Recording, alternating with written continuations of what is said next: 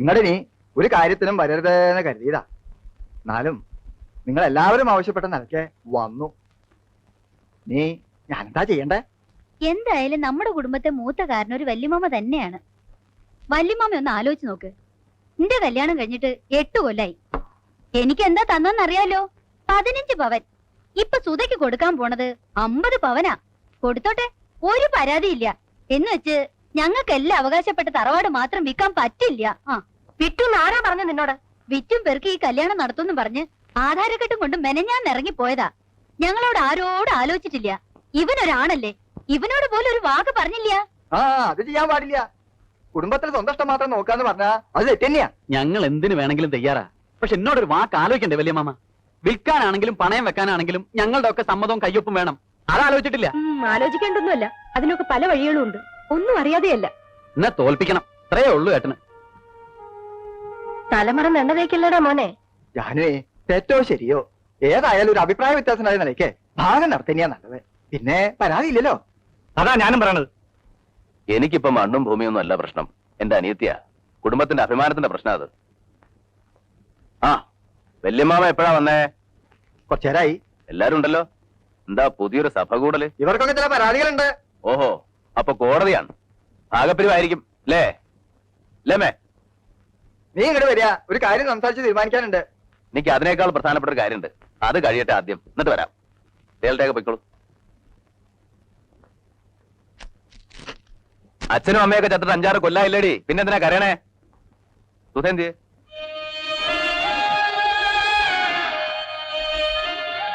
ഇവളുടെ മുഖം വല്ലാണ്ടിരിക്കണേ? അവള് കരച്ചില് തന്നെയാ.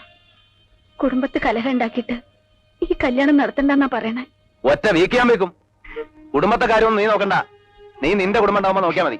വല്യേട്ടനെ എല്ലാരും ഒറ്റപ്പെടുത്തും. വല്യേട്ടനെ എല്ലാവർക്കും ഒറ്റപ്പെടുത്താം, പക്ഷെ വല്യേട്ടൻ ഒറ്റപ്പെടാൻ വയ്യല്ലോ. അതല്ലേ വല്യേട്ടന്റെ കുരുക്ക്. എല്ലാം ഉണ്ട്, പക്ഷെ 50 പവനില്ല. എന്ന് വെച്ച് കല്യാണം നടക്കാണ്ടിരിക്കാൻ പോണില്ല. നിനക്ക് അത്യാവശ്യമുള്ള പൊന്നുണ്ട്. ബാക്കി പൊന്നിന്റെ സമാധാനം ഏട്ടൻ ചെയ്തു. ദാ പോരെ.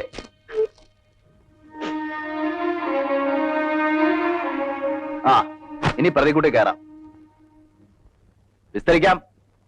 വക്കീലിനോ ജഡ്ജിക്കോ ആർക്ക് വേണം വിസ്തരിക്കാം. ഏട്ടൻ എന്താ പരിഹസിക്കാണോ? ഞങ്ങളോട് ആലോചിക്കാതെ ഏട്ടൻ ചെയ്യണമൊന്നും ശരിയല്ല. ഞാൻ എന്ത് ചെയ്തു? എല്ലാവരോടും ആലോചിച്ച് തന്നെ അവളുടെ കല്യാണം തീരുമാനിച്ചത്. ഒടുവിൽ നീ എന്ത് ചെയ്തു? എന്നെ വഞ്ചിച്ചു. ഇനിയും ഞാൻ ചെയ്യുന്നോ നിന്നോട് ആലോചിക്കണോ? ആഹാരം ബാധ്യതപ്പെടുത്തി പണം വാങ്ങിയില്ലേ, അതെന്നോട് ആലോചിച്ചോ? എല്ലാവരോടും കൂടെ വഞ്ചന. നിങ്ങളങ്ങ് പറയണ്ട, ഞാൻ പറയാം. എല്ലാവർക്കും ഭാഗം പിരിയണമെന്നുണ്ട്, അത് നടത്തി കൊടുക്കണം. ഇനി ആഹാരം ബാധ്യതപ്പെടുത്തിയിട്ടുണ്ടെങ്കിൽ അത് നീ ഏൽക്കുകയും വേണം. അമ്മ എന്ത് പറയണു? ഭാഗം നടക്കട്ടെ. എല്ലാരും തല്ലിപ്പിരിയണേലും നല്ലത് അതന്നെയാ. നടക്കട്ടെ. വല്യമ്മാമ തന്നെ ഒന്ന് നടത്തി കൊടുക്കുക. എനിക്കിത് കാണാൻ വയ്യ. നടക്കട്ടെ. പിന്നെ നിങ്ങൾ ആരെയും ഞാൻ ബാധ്യതപ്പെടുത്തിയിട്ടില്ല. ഈ സ്വത്തിൽ എനിക്കും എന്റെ മക്കൾക്കുള്ള അവകാശം സുധയെ കെട്ടാൻ പോകുന്ന രാധാകൃഷ്ണൻ എഴുതി കൊടുത്തു. അല്ലാതെ നിങ്ങളാരെയും ഞാൻ വഞ്ചിച്ചിട്ടില്ല. അത് പറയുമ്പോ ഇവരെന്നോട് പറഞ്ഞ ചില കാര്യങ്ങൾ കൂടി പറയേണ്ടി വരും. 10-20 കൊല്ലായിട്ട് ഈ സ്വത്ത് മുഴുവൻ നീ തന്നെയല്ലേ നോക്കി നടത്തണേ? അതിന് ആദായം നീ തന്നെയല്ലേ പറ്റണേ? ഒരു കണക്കും ഇതുവരെ ആരും ചോദിച്ചിട്ടില്ലല്ലോ. ആ കണക്ക് എങ്ങനെ വക കൊള്ളിക്കും? ഇവൻ സ്വന്തം കാര്യം നോക്കാനല്ലല്ലോ, കുടുംബം നോക്കിയില്ലേ? എല്ലാരും വളർത്തി ഒരു നിലയിൽ എത്തിച്ചില്ലേ? അതൊക്കെ പറയുമ്പോ പറയാന്നല്ലാതെ കൃത്യമായിട്ടൊരു കണക്കുമില്ലല്ലോ. ഇല്ലമ്മേ, ഇല്ല. എന്റെ ഒരു കണക്കില്ല. എന്റെ അധ്വാനത്തിന് കണക്കില്ല, എന്റെ ജീവിതത്തിന് കണക്കില്ല. എല്ലാം നിങ്ങളുടെ ഇഷ്ടം. പക്ഷേ എന്റെ മക്കളെ ഞാൻ തന്ന സ്നേഹത്തിന് കണക്കുണ്ട്. എന്റേലല്ല, ഈശ്വരന്റെ കയ്യിൽ. ആ കണക്കറിയാൻ നിങ്ങളുടെ പഠിപ്പ് പോരാ. പോരാ.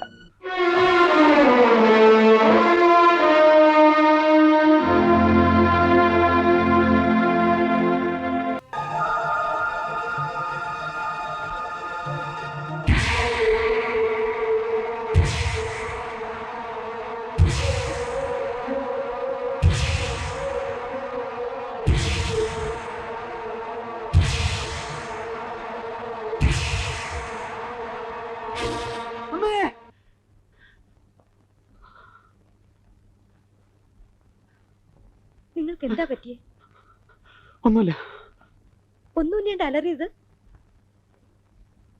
എന്താണെന്ന് പറഞ്ഞൂടെ? അമ്മയാണെങ്കിൽ ആരോടും സംസാരിക്കില്ല, വിജയനും അതെ.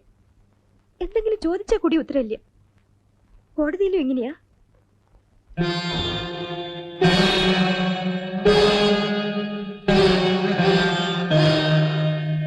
എനിക്ക് സ്വസ്ഥതയില്ല. എന്റെ ഉള്ളിൽ നീറാണ്. ഉറക്കം പോലും കിട്ടണില്ല. തെറ്റാണ് ചെയ്തത് മുഴുവൻ. വെറും തെറ്റല്ല, ക്രിമിനൽ മിസ്റ്റേക്ക്. എന്റെ മകളോട് എനിക്ക് സഹതാപമേയുള്ളൂ. തെറ്റ് നിന്റെ മാത്രമാണ്. ഒരു പെൺകുട്ടിയെ നിലയ്ക്ക് നിർത്താൻ കഴിയാത്ത നീ എങ്ങനെ ഒരു കോംപ്ലിക്കേറ്റഡ് ആയ കേസ് നടത്തും? നിനക്ക് വലിയൊരു ഭാവി ഞാൻ പ്രതീക്ഷിച്ചിരുന്നു. പക്ഷേ എനിക്കിപ്പോ സംശയം. ഒരു കുടുംബത്തിലെ നീതിയും ന്യായവും നടത്താൻ കഴിയാത്ത നീ എങ്ങനെ കോടതിയിൽ മറ്റുള്ളവർക്ക് വേണ്ടി നീതി നടത്തും? വിജയൻ തന്നെ എന്റെ മകൾക്ക് വാങ്ങിക്കൊടുക്കുകയായിരുന്നില്ല, അവളെ തനിക്ക് വിവാഹം കഴിച്ചു തരികയായിരുന്നു.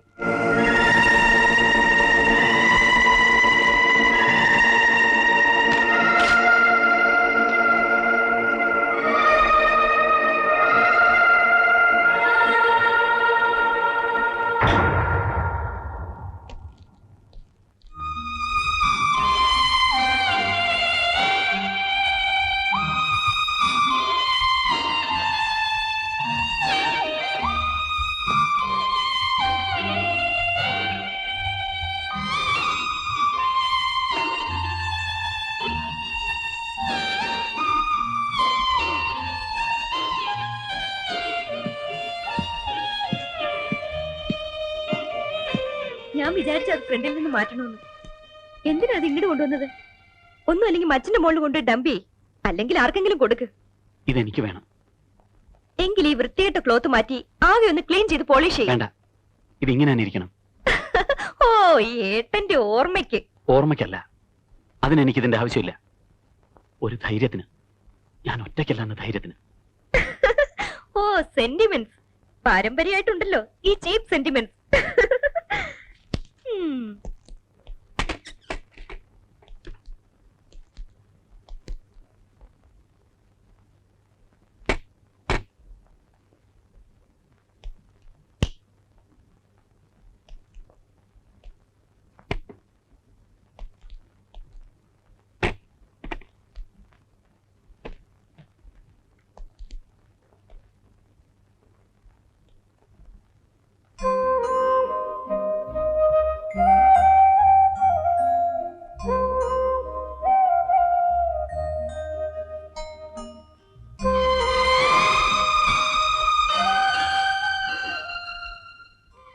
ഈ മുറി എന്നും അടിച്ചു തുടപ്പിക്കണം. എന്നാൽ ഒരു കാര്യം ചെയ്, എന്നും കുറച്ച് അരിയും പൂവിട്ട് പൂജിക്ക്. ചിരിക്കടി. You idiot. വിളിക്കേ. നിനക്ക് അടിയുടെ കുറവാണ്. ആവശ്യത്തിന് അനാവശ്യത്തിന് പണം, പദവി, ലാളന. എന്നെ അടിച്ചു എന്റെ അച്ഛൻ അറിഞ്ഞാ നിങ്ങൾ അന്ന് പുറത്താവും. ഇല്ല, നിന്റെ അച്ഛൻ എനിക്ക് കൈ തരും. നിന്റെ അച്ഛന് പറ്റിയ തെറ്റ് ഞാൻ തിരുത്തുന്നതിൽ എന്നെ അനുമോദിക്കും. സംശയം ഉണ്ടെങ്കിൽ ഈ നിമിഷം നീ അച്ഛനെ ചെന്നിട്ട് പറയേ. എടേ, നീ ഇനിയാണ് ജീവിക്കാൻ പോണത് എന്റെ രീതിക്ക്, എന്റെ വീടിന്റെ രീതിക്ക്. നീ ജീവിതം എന്തെന്ന് കാണാൻ പോന്നേ ഉള്ളൂ.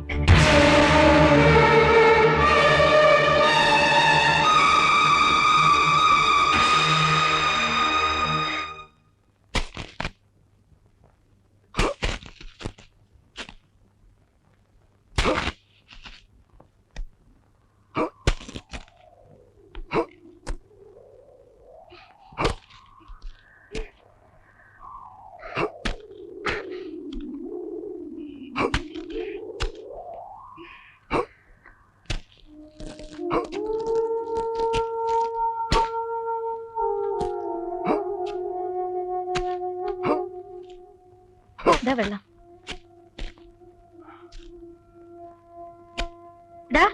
വെയിൽ വെള്ളാണ്ട് അകത്തേക്ക് പോടാ. അവൻ വെയിൽ കൊള്ളണ്ടോനാ. പഠിക്കട്ടെ മാലുവേ, ഇവളെ പഠിക്കട്ടെ. പാറ പോലെ ഇരിക്കണം അല്ലേ? കന്നി മണ്ണ തൂമ്പ വേണ്ടില്ല, പക്ഷെ നനച്ചുണ്ടാക്കിയാലുണ്ടല്ലോ പൊന്ന് വിളയും, പൊന്ന്. എന്നിട്ട് ഈ കറുത്ത ചരടൊക്കെ ഒന്ന് മാറാം. ദേ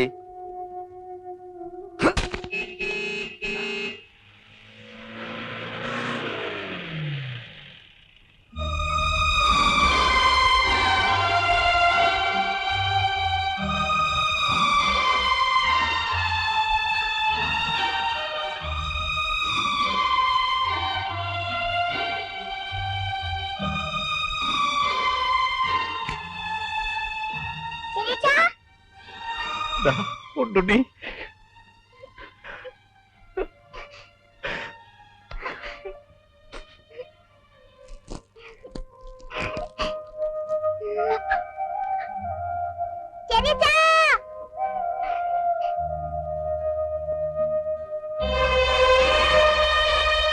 വിജയൻ അന്വേഷിച്ച് വീട്ടിലെ വന്നേ.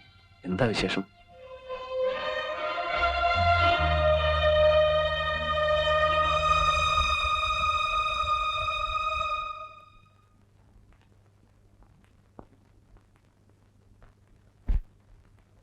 എന്നെ ശപിക്കരുത് ഏട്ടാ.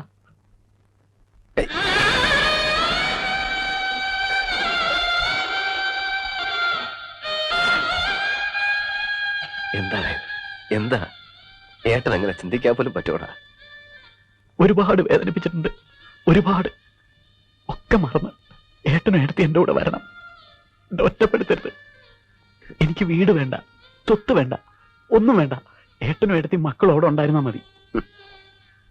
വേണ്ട മോനെ, ഇനി ഒരു മടക്കല്ല. പറ്റിപ്പിടിച്ചു നിന്നു, പറിച്ചെടുത്ത പോലെയാ പോന്നേ. ഇനി വേണ്ട. ഏട്ടനത് ഉപേക്ഷിച്ചു കഴിഞ്ഞു. പോതാ പുതിയ മണ്ണ് ഉണ്ടായിരുന്ന പൊന്നും പൊടിയെ കൊടുത്ത് വാങ്ങിയതാ. അതൊക്കെ ഇനി ഉണ്ടാവും. പണ്ട് ഇതുപോലൊരു ഭൂമിയായിരുന്നു നമ്മുടെ. നിനക്ക് ഓർമ്മ ഉണ്ടാവില്ല? കുത്തിക്കളിച്ചുണ്ടാക്കി. ഇവിടെ അതുപോലെയൊക്കെ ഉണ്ടാക്കണം. ഉണ്ടാവും. ഈശ്വരൻ ആരോഗ്യ ആയുസൊക്കെ തരാണെങ്കിൽ. അമ്മയോട് ഞാൻ ഏട്ടനെയും കൊണ്ടേ ചെല്ലൂ എന്ന് പറഞ്ഞിട്ടാ പോന്നു. അമ്മയോട് പറയാ, ഞങ്ങൾക്ക് ഇവിടെ സുഖാണ്. നിങ്ങൾക്ക് എന്ത് ആവശ്യം ഉണ്ടായാലും ഏട്ടൻ വെളിപ്പുറത്തുണ്ടാവും. പൊയ്ക്കോ, അമ്മ കാത്തിരുന്ന് വിഷമിക്കുണ്ടാവും. ഒരു ഗ്ലാസ് കാപ്പിയെങ്കിലും കുടിച്ചിട്ട്. വേണ്ട, പാലില്ലാത്ത കാപ്പി. കയറി ഒന്ന് ഇരിക്കാൻ പോലും സ്ഥലമില്ല. ഒക്കെ ഉണ്ടാവും. അന്ന് വരണം, ഭാര്യയും മക്കളും ഒക്കെ ആയിട്ട്. മാസത്തിലൊരിക്കലെങ്കിലും ഏട്ടൻ വീട്ടിൽ വരണം. അങ്ങനെ കണക്കൊന്നും വയ്ക്കണ്ട. എപ്പോഴാ വേണ്ടെന്ന് വെച്ചാ ഏട്ടൻ അവിടെ ഉണ്ട്. ഇനി സന്തോഷമായിട്ട് ജീവിക്കുക. വലിയ വക്കീലാവണം. രാമൻകുട്ടി എന്നെക്കാട്ടിയും പേരും പണം ഉണ്ടാക്കണം. ഇവിടെ ഈ തമിഴന്മാരോടൊക്കെ ഏട്ടനൊന്ന് വീമ്പിളക്കാലോ. സമാധാനായിട്ട് പോ.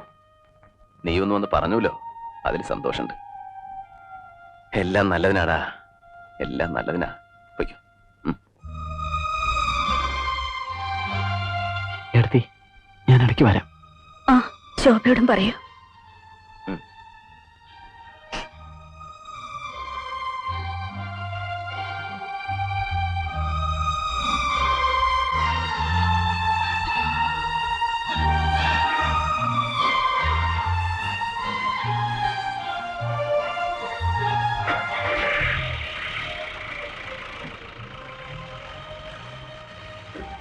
എല്ലാ വിഷമവും മാറി.